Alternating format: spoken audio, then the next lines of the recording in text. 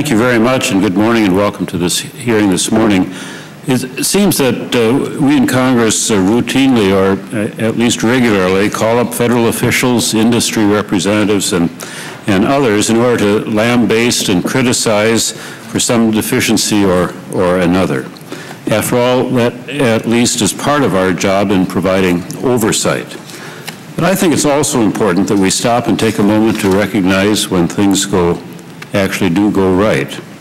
On January 15th, a lot went right in the middle of a horrifying situation, and I think we owe those involved to say, job well done. At the same time, as we hear their experiences, we can learn some important lessons for the future. As Captain Sullenberger has repeatedly pointed out, the positive outcome of Flight 1549 was a team effort from those in the air, on the ground, and on the water. I'd be remiss if we did not acknowledge the courageous actions of the flight crew, air traffic controllers, rescue teams, and the passengers themselves. Their professionalism, bravery, and calm under pressure prevented a catastrophe, and for that we thank them all. So what have we learned so far from the events of January 15th? Clearly, training played a central role. Without proper training, even the most advanced avionic equipment is of no value.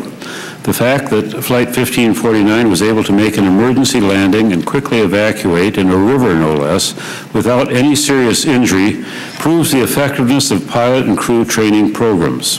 The assistance provided by air traffic controllers and quick response by rescue teams are also indicative of the importance of quality training. So many of them have said that when confronted with the situation, their training simply kicked in and they knew exactly what to do. Let's not forget other factors that contributed to this positive outcome. High certification standards ensured the plane's survivability after the bird strike, double engine failure, and controlled ditching into the Hudson River. Even more, they allowed the plane to stay afloat as passengers and crew were evacuated and rescued.